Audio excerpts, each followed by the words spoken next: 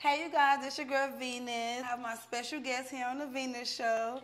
But before we introduce her, make sure y'all go ahead, comment, like, and subscribe in the beginning because I don't want no foolishness.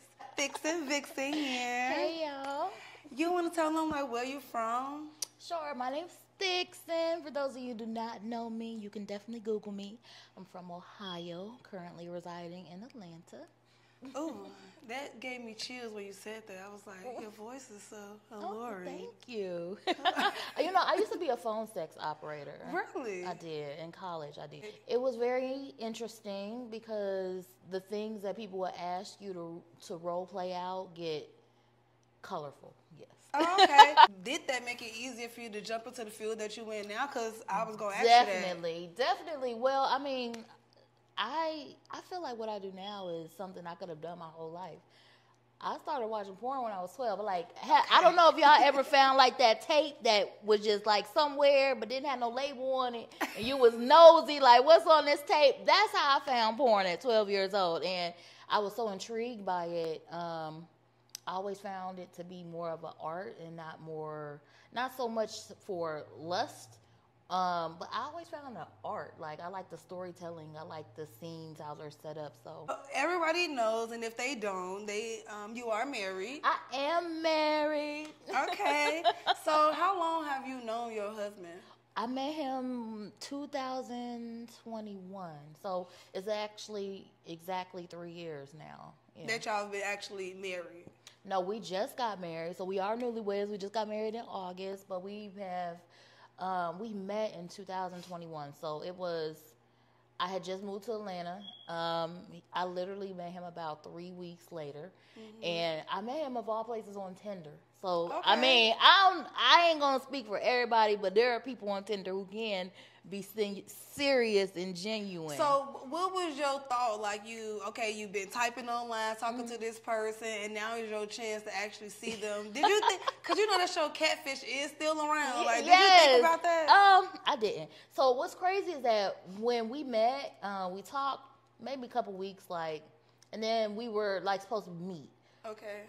On the way to him coming to meet me, he got into an accident. Oh, okay. Totaled his car, and I went and picked him up on the side of the highway. And that's how we had our first interaction. That's kind of dope, though. So I kind of call him my stray because I picked him up on the side of the highway. And we. Can you tell me what has been going on in your life right now that you think your listeners want to know about? Well, I woke up this morning to an AVN nomination. That's really big, you guys, if y'all don't know. Really huge. I don't know if you guys know, but in the porn industry, AVN is the esteemed award show that happens every year in Vegas, and it's like the Emmys to us. Like people like us. So for me to be having my name on that ballot is like, it kind of solidifies what I do, because that's like an achievement that anybody in the industry would love to say. Whether I win or not, I've been nominated. I can officially say I've been AVN nominated. Yes. So before I'm sorry, congratulations. Thank you. For real on that. Make sure y'all go and follow us. Yes, you can vote for me. Yes, please. I would appreciate any love that I get. Voting will be open until January 27th. So I am up for favorite BBW, and I would love if you guys would support. Yes, give us a nice little ebony up in there. Yes, honey. So before you met your husband, was you doing this?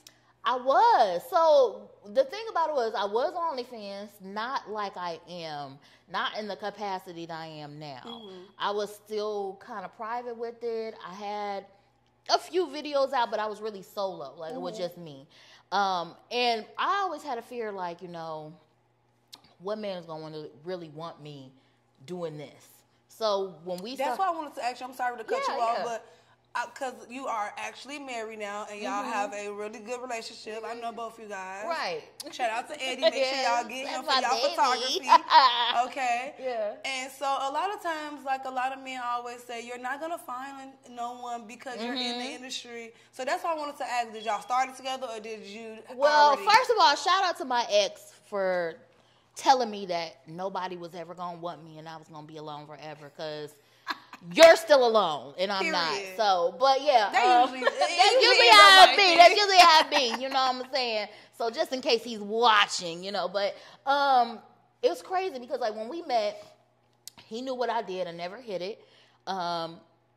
I can't hide it because it's like I needed him to be comfortable. If this is what he wanted to, he doesn't know this is how I make my money. Yeah. At the time, again, I was like really still low key with it. I hadn't went viral. I had a few things out, but like it was really just very minimal. And I remember one time we were having a conversation about OnlyFans, and he's telling me like, "Oh, this girl asked me to do OnlyFans. I would never do nothing like that."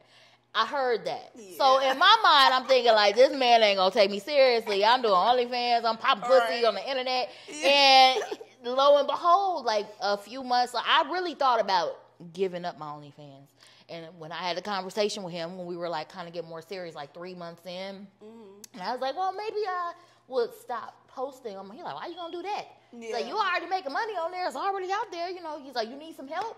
He's like, I'll be in the video, and he offered to help. So do you feel like you changed him in that way because he did have a different perspective at first, and then later on? I think because he was comfortable with me and not with that person. Okay. But I never forced it on him. I never asked him, and it wasn't until he asked me. Even when he did ask me, I was still real reluctant. Like, we really didn't. Like, oh my God, our first videos together are so terrible. Like, thank God for growth. It's usually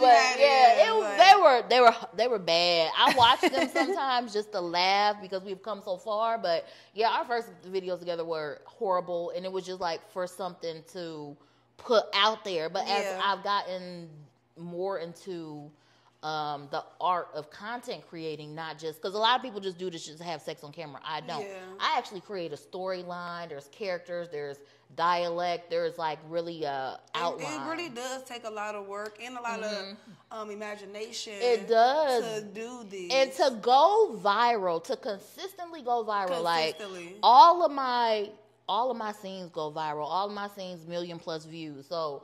It's hard, and it's like an expectation that you had, like from the beginning, from the very first time going viral. It's like an expectation every single time to get a hit. And I hate when people like catch your shortcomings and they be like, "Ooh, that was," you know, they'll critique everything because they're so used to you doing everything. They are. Listen, I'm above. Like I definitely listen to critique. But I'm above it because I feel like my audience knows me. I'm very genuine. Like today, I'm showing no makeup, no nails on. I'm just thugging it natural. But that's how I am most of the time, and that's how I am with my audience. I get on live. Natural is good. Yeah, and they like that. I get on live and just be real and raw with my audience, and they love that about me. But for my production, I do put more into it because I make high-end videos. I don't make $5 videos like. There's nothing wrong with the girls that's at home and all their videos is at home. That's cool. But I actually go on location. Like I said, I buy costumes. I plan out the whole script. Like, it really takes production into making the videos. Yeah. So, do you find yourself feeling like it's easy to collab with people since you're such as at a high stature? Yeah, still I feel like that because people are intimidated by me because they see my work and they want the same notability and notoriety that I have in the content creator community. And honestly, it really did come organic to me. Like my growth has been crazy, but it came organic because I found my lane. Like my lane is parody. I do porn parody. So, can you explain to them because a lot of people don't know what that is? Right. So basically, like think of like for example, I did for Christmas. It was called Hoes Alone, and it was a play on Home Alone. And like we had the men, like they were seeing us through the window when they broke in, and we had a whole scene. So like, I mean, I have a lot of scenes. Like,